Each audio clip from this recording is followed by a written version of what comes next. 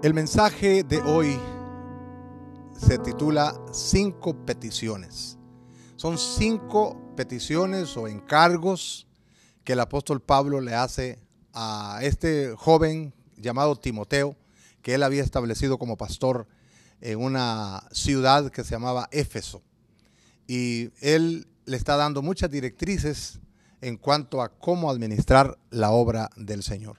Pero aquí en este pasaje de 1 Timoteo capítulo 6, versos 11 al 16, encontramos 5 peticiones que son válidas para nosotros el día de hoy.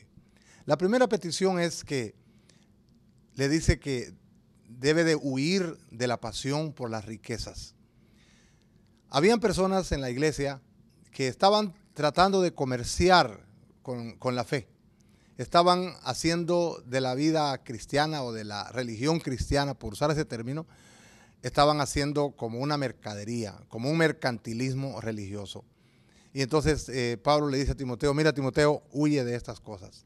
Y no solamente está hablando del asunto de querer enriquecerse, que es lo que dice en los versículos anteriores, porque el dinero pues no es malo ni bueno. El dinero es peligroso. Eso sí, las riquezas son peligrosas, el acomodamiento es peligroso, porque cuando Dios nos da muchas bendiciones, de pronto las mismas bendiciones nos alejan del que nos bendice. Y no es malo, dijo alguien, tener dinero, sino que el dinero nos tenga a nosotros. Y esas cosas del dinero y tantos mandamientos que Pablo le ha venido dando, le está diciendo que huya, que debe de huir de las cosas incorrectas, de las cosas malas. Y ese huir ahí da la idea de escapar de un peligro, como alguien que huye de una serpiente venenosa, o algo así como lo que le pasó a un joven que se llamó José, que tuvo una gran tentación en la casa de su jefe de la guardia allá en Egipto, que la señora lo estaba seduciendo y él prefirió huir y dejarle la ropa y salir corriendo, y que después la señora, por cierto, lo calumnia y aquel va a parar a la cárcel una cantidad de tiempo.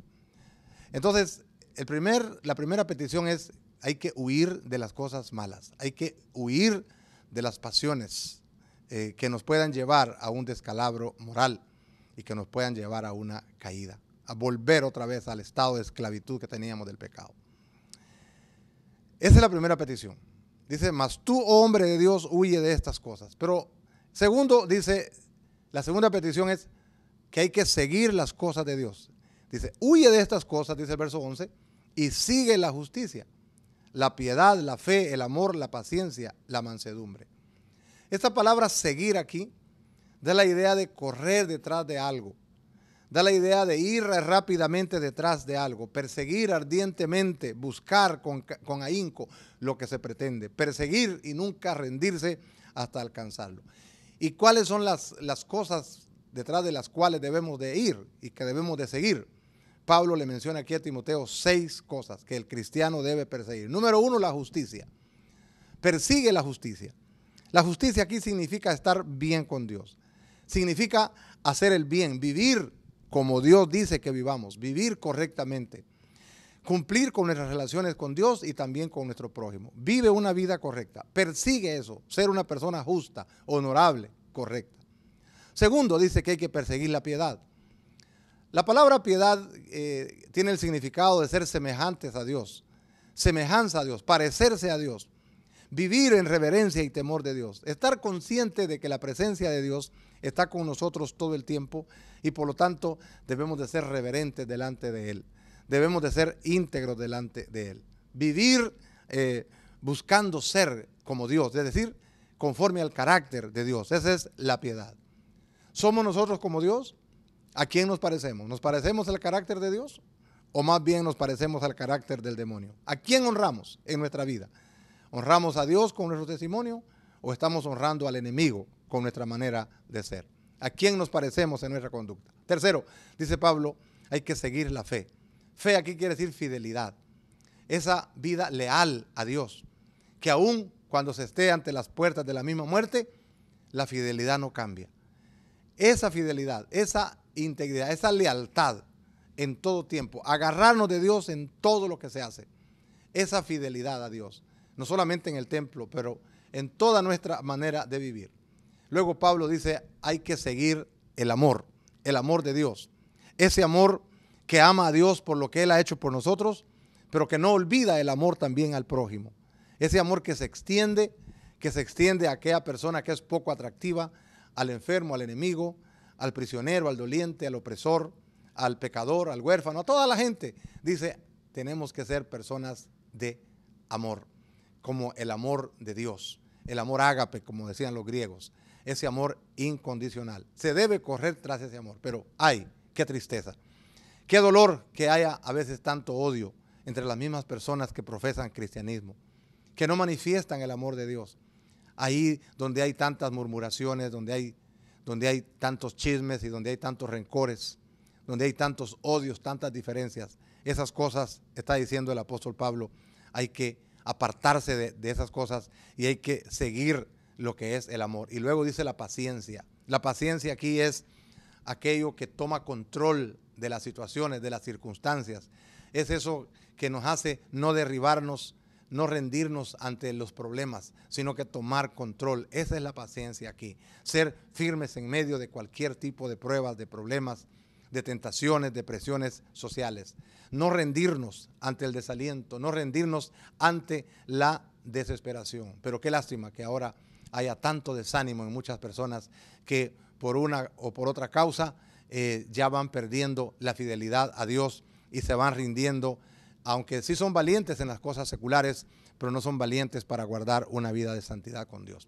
Y luego dice aquí Pablo que hay que seguir la mansedumbre. La mansedumbre aquí es ser gentiles, ser tiernos, humildes, suaves, considerados, a la vez que ser firmes, equilibrados, eso quiere decir. Pero ¿cuántas personas viven hoy la vida cristiana, pero son desequilibrados? Usted sabe que es una persona desequilibrada, algo que está desequilibrado, que se va por un lado, se va por el otro y cae. Entonces no, el cristiano tiene que aprender a ser recto, a no andarse balanceando, sino tener su mirada puesta en el invisible, como dice la palabra de Dios. Eso es mansedumbre. La tercera petición es la petición de pelear la buena batalla de la fe, dice el versículo 12. Pelea la buena batalla de la fe. Pelear aquí es un cuadro de una competencia deportiva. Significa una persona, un atleta que va tras su meta y que ya no hay fuerzas, pero va agonizando, luchando, contendiendo para alcanzar el premio. Es un esfuerzo desesperado por llegar a la meta. Nosotros tenemos tantos conflictos, tantos problemas, porque hay tantas cosas que están en oposición y nosotros tenemos que aprender a pelear contra la corrupción, a pelear contra la vida de iniquidad, pelear la batalla en nuestra misma vida, y dice que hay que echar mano de la vida eterna. Esa vida eterna es la corona que Dios dice tiene preparados para nosotros. Es la cuarta petición, la petición de echar mano de la vida eterna. Dice, pelea la buena batalla de la fe, echa mano de la vida eterna. Ese es el objetivo del hombre de Dios. Llegar un día hasta nuestra meta. Echar mano de la vida eterna es la vida eterna con Dios, pero también es la vida aquí, la vida de calidad. Echa mano de la vida de calidad. No te dejes contaminar. Es una pelea tremenda. Pelea como si tuvieras miedo de que vas a ser destituido, como que tuvieras miedo de que vas a perder esa salvación. Ten cuidado de no perder lo que has sujetado. Y dice aquí Pablo al mismo tiempo que tenemos que ser fieles a nuestra profesión de fe, habiendo hecho la buena profesión delante de muchos testigos. Está diciendo, hay que recordar aquellos votos que un día hicimos con el Señor delante de muchos testigos, que aceptamos a Cristo como nuestro Salvador, como nuestro Señor. Ahora esa profesión hay que mantenerla y hay que recordar, dice Pablo, que nuestro Señor Jesucristo dio testimonio aún frente a sus más terribles enemigos como ante Poncio Pilato. Dice, el Señor ya nos dio el ejemplo que tenemos que testificar en las mismas barbas del enemigo, testificar de su nombre en todas partes. ¿Cuántos estamos dispuestos aún a sufrir por el Señor? En cuarto lugar, Pablo dice que da la petición de guardar el mandamiento sin mácula, dice, sin mancha ni reprensión. Y dice, te lo mando delante de Dios, que da vida a todas las cosas, y te lo mando delante de Jesucristo, que dio testimonio de la buena profesión delante de Poncio Pilato, que guardes el mandamiento hasta la aparición de nuestro Señor Jesucristo. Entonces dice él que hay que pelear la buena batalla de la fe, Hay que echar mano de la vida eterna, que ese es el mandamiento que está diciendo él aquí. Porque Dios tiene el poder para darnos vida. No podemos tener excusas de que no tenemos las fuerzas para poder ser fieles y seguir adelante, echar mano de la vida eterna, porque Dios nos da la capacidad, la energía para vivir así.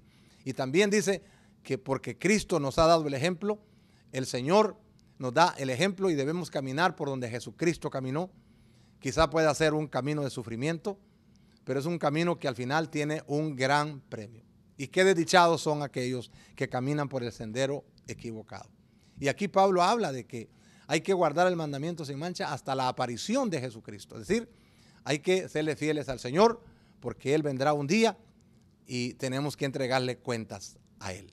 Así que le hablé de estas cosas. Número 1, hay que huir de las pasiones mundanales. Número 2, hay que seguir las cosas de Dios. Número 3, hay que pelear la buena batalla de la fe. Número 4, hay que echar mano de la vida eterna. Y número 5, hay que guardar el mandamiento de Dios sin mancha, porque Dios nos da la capacidad para hacerlo, porque Cristo nos dio el ejemplo, porque Cristo vendrá otra vez y hay que entregarle a Él cuentas, y el Dios Todopoderoso que logró eso con Cristo lo va a lograr con nosotros.